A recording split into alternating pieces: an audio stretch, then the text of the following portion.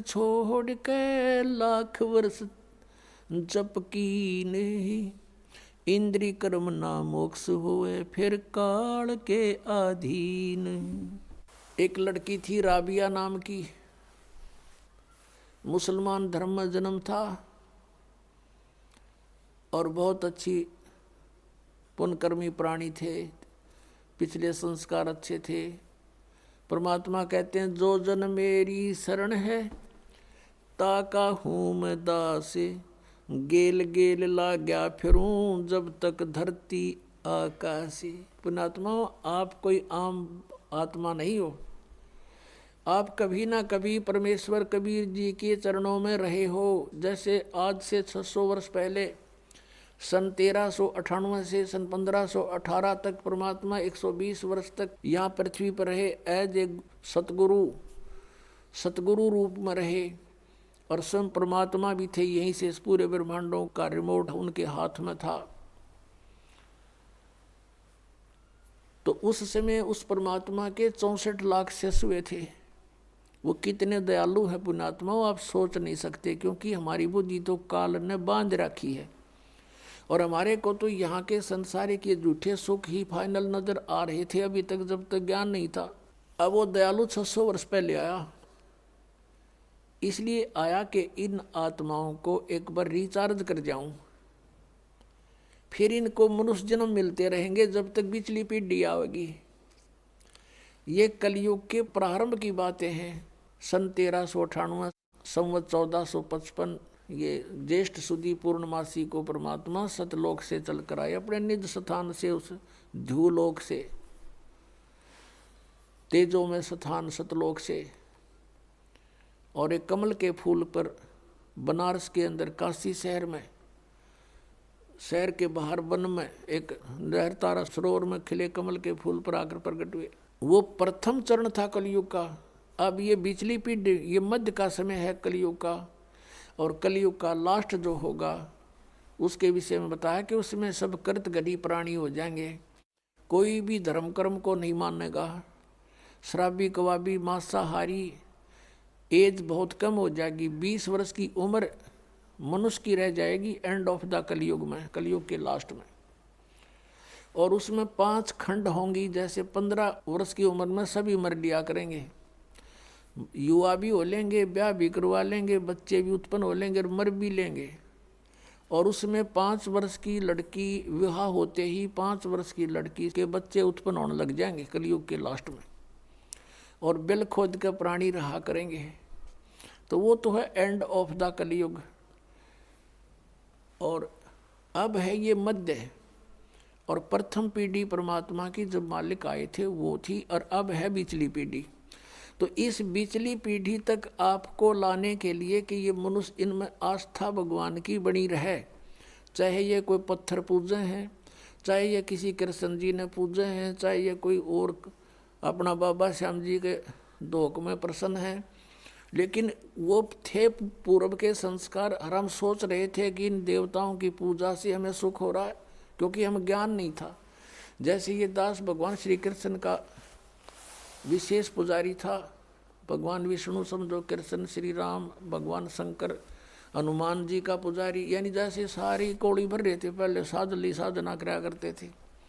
बाबा श्याम जी हमारा इष्ट देव यानी कुल देवता, और वो भी पूजा, और ये थे तब पिछले संस्कारी बताएं कुल की हमारी। तो उसमें जैसे हम स्कूल में पास होते थे शिक्षा में, तो अपने सोचा करते भगवान कृष्ण ने दया करती, फिर बाबा श्याम जी याद आ गया, बाबा श्याम जी ने दया कर दी, बजरंग बली की मेर जय हो, उसने मैं पास करा दिया।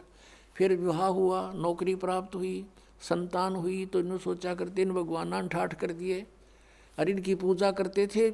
आस्था थी, और ज़्यादा आस्था बढ़ती चली गई, क्योंकि सुख होने लगे।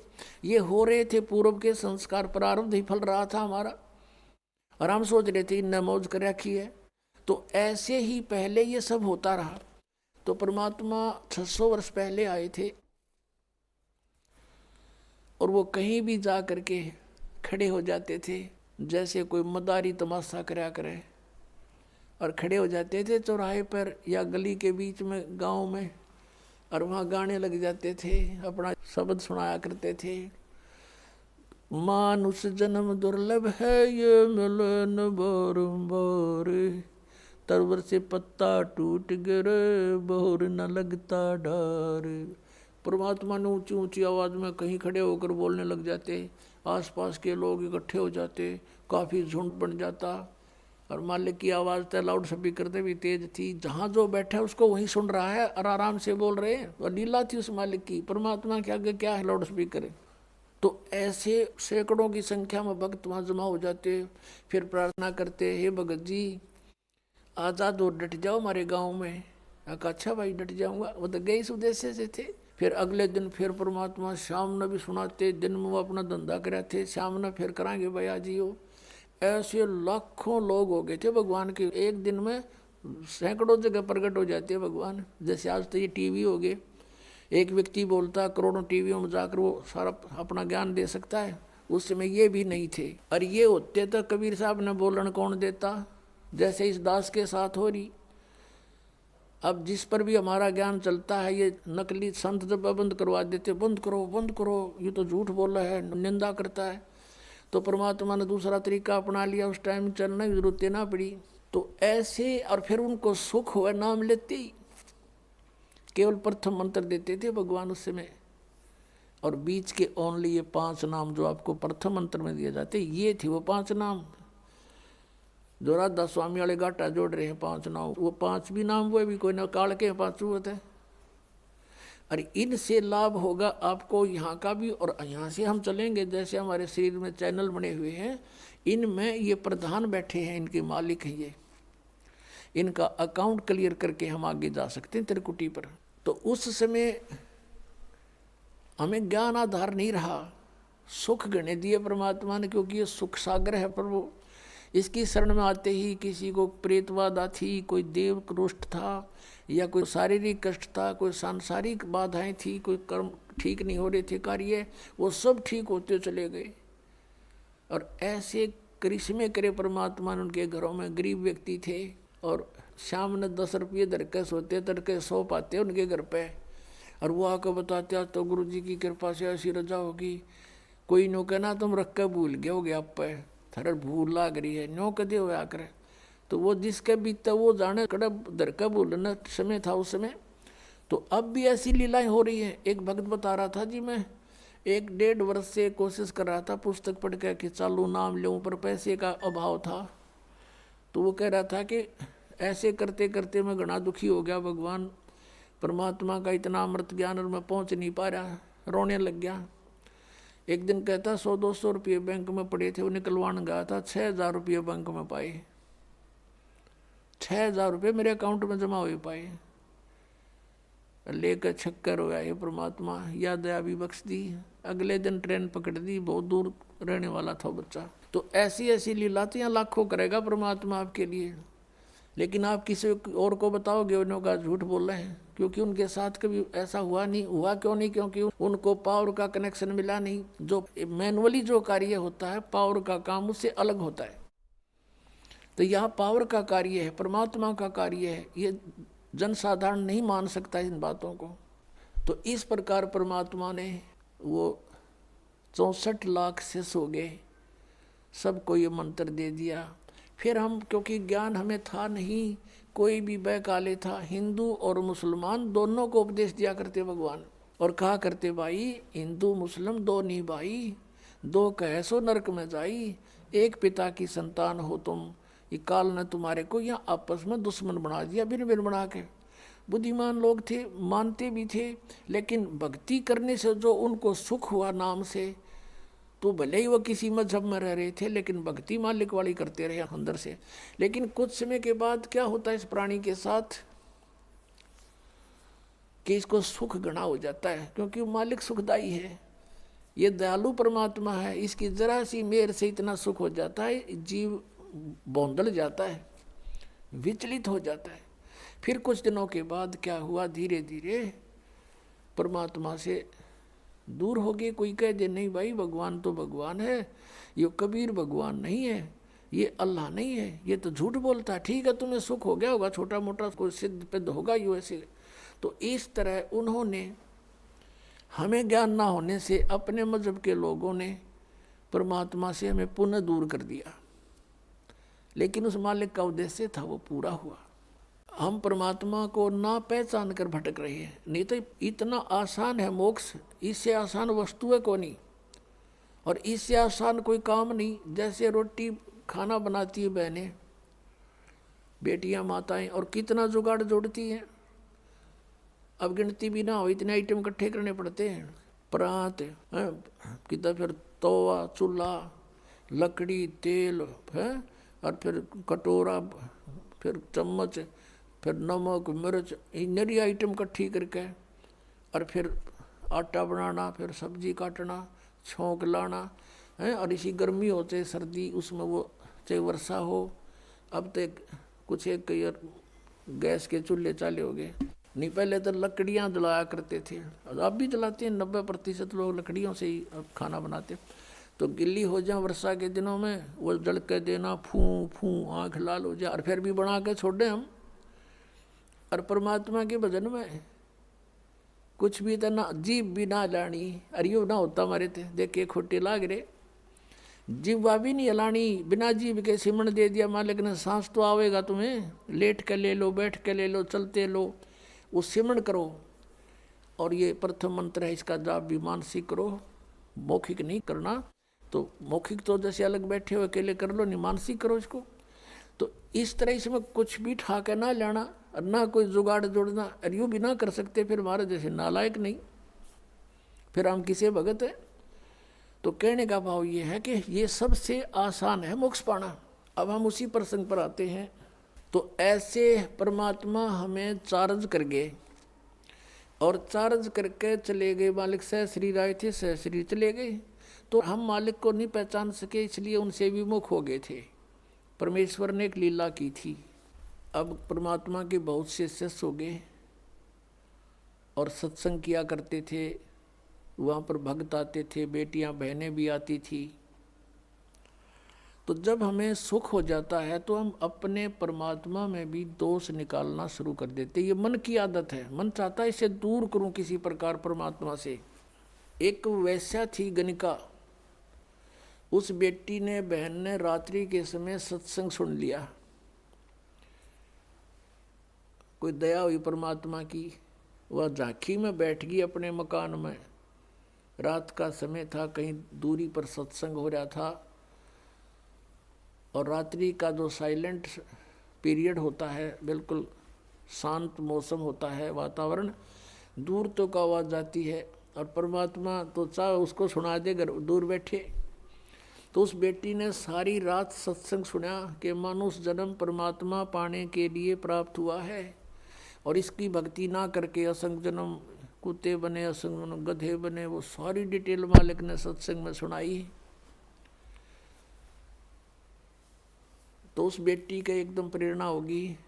पुण्यात्माओं, सत्संग एक ऐसी वस्तु है, ये ऐसा तत्व है कि आत्मा को जोड़ कर धर देता है, चाहे कसाई भी क्यों ना हो। तो उस बहन की नींद हराम होगी कि तेने तो जुल्म कर दिया, तेरे तो कोड लगेगा, बुरा हाल होगा, और शुभ काम कोई बना नहीं है भगवान, अब क्या बने। सारी रात बेचैनी में इधर उधर घूमती रही। जब सत्संग के बोलिया तो अगले दिन वो फिर मालिक ने दया करी, वहीं आसपास किसी दिन 1-2 दिन के बाद वहीं सत्संग उसके हो गया आसपास। अब वो लड़की वहाँ पहुँची, परमात्मा से कहा कि हे गुरुवर, क्या मेरे जैसी पापन का भी उद्धार हो सकता है। परमात्मा ने कहा बेटा, उसने कहा, परमेश्वर ने पूछा कि आप क्या बात बेटी, या तो कोई भी मुझे निरपराध व्यक्ति नज़र नहीं आता, सभी कोई ना कोई अवगुण करते ही रहते हैं, और सत्संग में उसी का समाधान होता है। उस लड़के ने कहा, परमात्मा मैं तो बहुत निकम्मी औरत हूँ, ऐसे ऐसे मैं गणिका हूँ, वैसा हूँ, क्या मेरे जैसी दुष्टा का भी उद्धार हो सकता है। परमात्मा ने कहा बेटा, अब कितना ही मैला कपड़ा है उसका साफ करने का तरीका साबुन और जल है। सत्संग यही काम करता है। लेकिन बेटी, पीछे बनी सो बनी, आगे मत करना। कान पकड़ दिया उस बेटी ने कि आज के बाद परमात्मा कुछ भी नहीं करूँगी, मैं अपना मांग का भोजन खा लूँगी। फिर परमात्मा ने कहा बेटा जो भी तेरा ठीक है संस्कार था, लेकिन इस संस्कार को चेंज कर देंगे हम, भक्ति करना। अब उस लड़की ने उपदेश ले लिया। अब पुण्यात्मा जिसका लागा सोतन जाना, उसने तेन सोचा तू मरगी कति बिरान माटी होगी तेरी, और उम्र भी 40-45 के आसपास हो चुकी है। और पुण्यात्माओं को ये काल जगह जगह अच्छी बुरी तरह फंसाता है। तो उसके लगन लगी, पिछला संस्कार प्रबल था बेटी का, जहाँ भी सत्संग हो लड़की वहीं पहुँच जा और निकट जा बैठे मालिक के मुँह की तरफ देखे और सत्संग सुने, गहराई से विचार करे। अब क्या होता है कि वहाँ संगत में जैसे कोई और बाहर के व्यक्ति कहने लगे रहे तुम्हारे गुरुजी के पास तो वैश्या भी जान लगी, सुप्रसिद्ध वैश्या थी वहाँ उसकी काशी शहर की। तो कुछ एक ने तो अपनी बहन बेटियों को, अपने जैसे पुत्रों को जाना बंद करवा दिया, और कुछ एक जो वहाँ जाते थे वो उस लड़की को धमकाने लग गए, तो मत आया कर यहाँ पर, तूने गुरुजी की बेइज्जती करा दी है, सारे शहर में चर्चा हो रही है। अब वो रुके क्योंकि उसको तो मुश्किल तरह पाया बेचारी ने, और वहाँ से दूर होगी तो उसने हिसाब ला लिया कि तेरा तो नाश हो गया, नरक में भी ठिकाना नहीं है। तो अगले दिन परमात्मा के सामने रोने लगी, प्रभु आपकी बेटी है तो पापन, प्रदाता अपना आश्वासन दिया है कि पापी भी पार हो जाते हैं, इस आस में मैं आपके चरणों में लग रही हूँ और मुझे यहाँ आने के लिए मना किया जा रहा है। परमात्मा ने कहा क्या बात सारी बता, कि ऐसे ऐसे कुछ भक्त कहते हैं, कुछ माई कहती हैं कि तू नीच है, यहाँ मत आया कर, गुरुजी की बेइज्जती करा दी। तब परमात्मा ने कहा बेटा तू खूब आया करे, और तुझे मना कर उसको मुझे बताना है। फिर परमात्मा ने सत्संग के माध्यम से उनको आगाह किया, भाई कोष्टी होवे संत बंदगी कीजिए, हो वैश्या के विश्वास चरण चित दीजियो। यदि कोई भगत के कोड भी लाग रहा हो, चाहे कैंसर हो रही हो, लाड़ पड़ती हो, और वो भक्ति कर रहा है, नाम ले रखा है, उससे नफरत नहीं करनी चाहिए, उसको भी सत्साई बुलावे, प्यार से बोले। ये तो किसी का भी हो सके, यह बीमारी तो आपका भी हो सके जब बकवाद करोगे तो, लेकिन अब वो भक्ति कर रहा है तो भक्त हो गया वो, और इससे उसको राहत भी मिलेगी। और जैसे कहते हो वैश्या के विश्वास चरण चित दीजिए, यदि किसी बहन बेटी गलती से किसी भी दुष्कर्म में फंसी हुई है और वो भी सच्ची लगन से भक्ति करती है, कहते हैं उसको भी रिस्पेक्ट देना, बकवाद नहीं करनी चाहिए।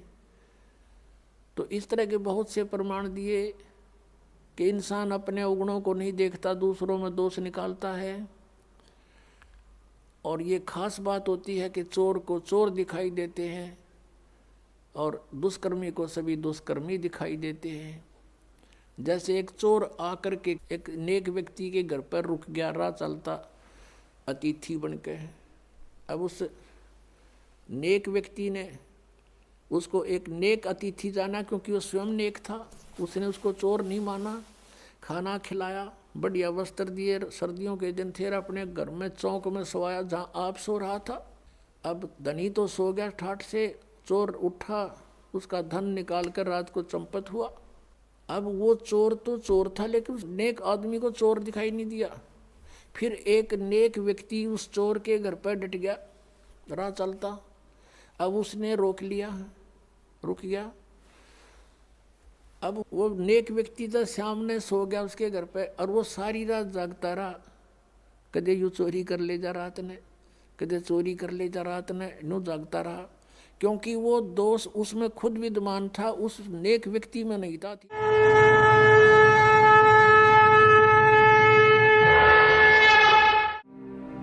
और अधिक जानकारी वसंत रामपाल जी महाराज जी से निःशुल्क नाम दीक्षा प्राप्त करने के लिए संपर्क करें। हमारे संपर्क सूत्र हैं 8222880541 8222880542।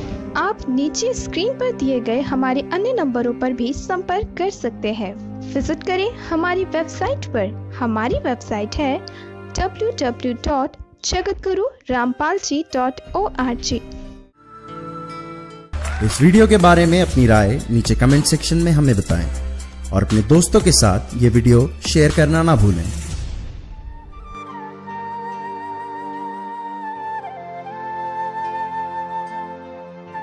ਤੁਹਾਡਾ ਸਵਾਗਤ ਹੈ।